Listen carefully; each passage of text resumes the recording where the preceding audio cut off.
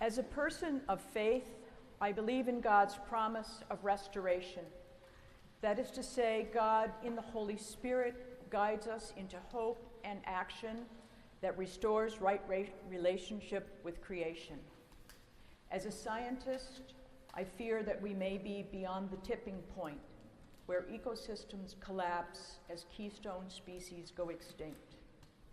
More intense storms remodel coastlines and our waterways, and the loss of polar ice intensifies climate change. As a grandparent, I despair that grandchildren won't have access to clean water or safe places to play. I despair that they may not witness the wondrous gifts of the natural world, like a bee gathering pollen or a salamander escaping into a pile of rocks. As a citizen, I worry that environmental changes will amplify the disparities in access to health services, education, shelter, and safety that excesses in wealth and privilege have produced. I am part of the creation care team at the Cathedral, and we engage and lead this community in stewardship of creation and of God's garden here at the Cathedral. During May, we have offered teaching and hands-on experiences to children and youth related to stewardship of the Chesapeake Bay watershed. And this is part of an ongoing project to help the Cathedral better manage storm runoff from our buildings and parking areas into the municipal storm system. Over the last several weeks, I have struggled to find a way to move myself and all of us beyond despair for the state of our neighborhoods, country, and earth, and move into hope for a renewed and restored world. It is reasonable to say that Earth, the home that nurtures and gives life support, is threatened by human dominion.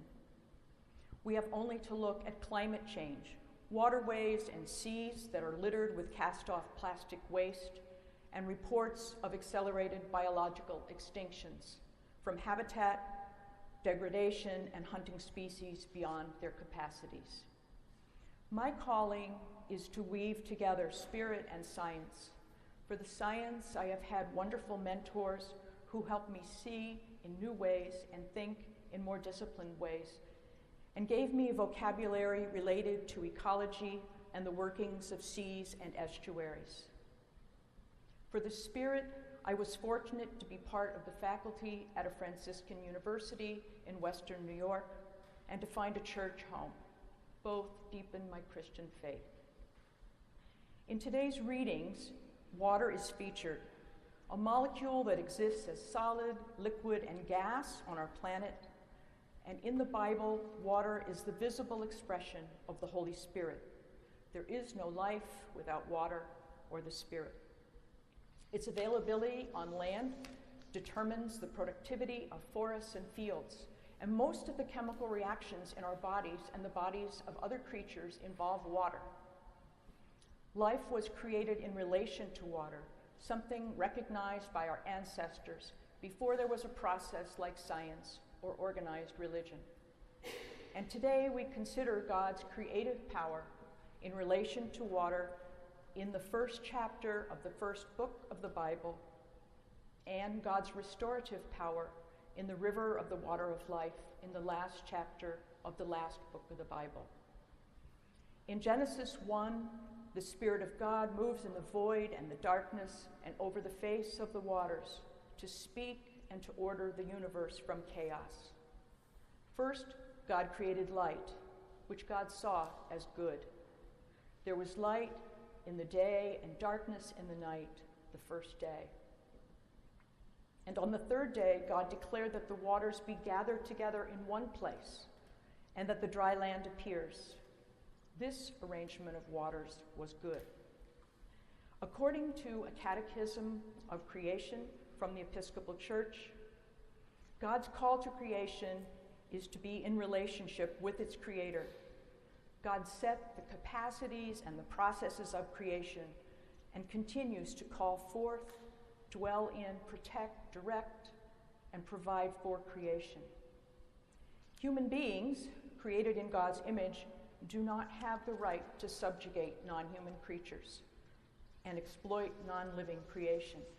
Yet, there is this claim of humanity's dominion over creation in Genesis 1, verses 26 through 28. And this passage has been used to justify using the natural world to satisfy human desires.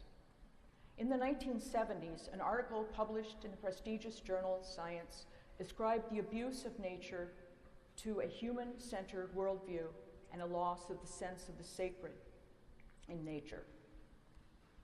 The article further credited the growth of technological innovation in the Western world starting in medieval times. To counter this worldview, the author recommended that humanity embrace St. Francis of Assisi's view of creation as family, praising their creator. The images of brother sun, sister water, and sister mother earth are familiar in his canticle to the sun.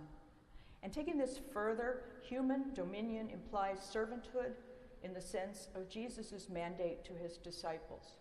We are called to tend and protect and to reclaim the sacred unity with earth. God has promised to remain in partnership with creation until God's purpose is accomplished, a promise of fulfillment. God calls creation into faithfulness and glad obedience. All things are united and deeply connected. God hopes. Creation responds. Sometimes humans act out of self-will, which can be bad. Nonetheless, the call remains, a God of hope and creation that heeds its creator. The call is generous, and creation responds gratefully. In the revelation to John, we see a vision of creation restored to that of its creator. All creation is connected and interdependent. Here the Spirit moves from the throne of God and of the Lamb, carried to all creation as the river of the water of life. It is bright as crystal. The river sustains the tree of life which straddles the two banks of the river. This one tree symbolizes a restored creation. It is easy to cast this saving and this restoration as for humans only, and perhaps for a particular sort of human. But I think that the restoration holds all of God's creatures together, plants, insects, birds, fungi, and humans. And part of the restoration is for healing, as in the leaves of the tree are for healing, and nothing is accursed in this restored creation. So consider a restored creation. Yes, us, now. As Christians, we are part of this story, asking God to help us in our brokenness. Through the Holy Spirit, the healing and the restoration can start now. Today is good. In the Spirit of God, we come to see that all created beings are subjects of God's vision and deserve more consideration. My hope comes from being a witness to the Episcopal Church and people of Puerto Rico during our time living in the mountains. James, my husband, and I arrived finding a house that had been sorely neglected. The house was on a hilltop surrounded by 10 acres of beautiful land. We could live there for free. We hoped to develop a retreat center, but we had no budget. What we could do was develop trails that gave access to the inspiring landscape. So armed with machetes, loppers, and a weed trimmer, we put in some serious sweat equity. When our kids came to visit, they got to work too. We got some help from the local government and from church people, and with the trails done, we could invite neighbors and other congregations from the diocese to participate in an outdoor Stations of the Cross in Lent and Stations of the Nativity in Advent. When people came and looked out over the land, they got very quiet, and for a while. There was momentum and more help with projects and programming. And in our last months before moving to Baltimore, we worked out an arrangement between the Diocese of Puerto Rico and the Conservation Trust of Puerto Rico to put half of that land into a conservation easement.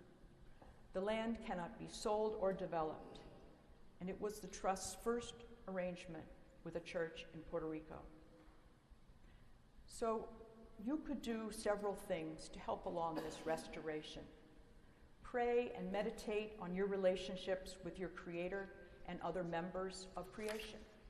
Be present. Take a walk in some green space, maybe every day. If walking is impossible, then sit quietly in nature. Turn off your phone so that you can look and listen, and give thanks that you can feel restored. Take action. You can volunteer at community events that help restore creation. Examples include stream cleanups, planting a native tree that sustains birds and bugs. Go to an event focused on invasive plants, or take a nature walk with a guide. Educate yourself. Do some reading about what life was like in Maryland and the eastern United States before the arrival of Europeans. Learn about native plants and animals. And read about the Chesapeake Bay in times when John Smith plied its waters. I leave you with a quote by the Kenyan woman, professor and Nobel laureate, Wangari Maathai, who founded the Greenbelt movement in Kenya. Thousands of women were empowered to plant millions of trees in order to restore ecosystems and clean water in Kenya. I cannot capture her achievements in this brief ending, but hers is a story of fearless commitment, and it teaches us about the power of doing well with what is available. And in her memoir, Unbowed, Professor Maathai wrote, "The future of the planet concerns all of us, and all of us should do what we can to protect it. As I told the foresters and the women, you don't need a diploma to plant a tree."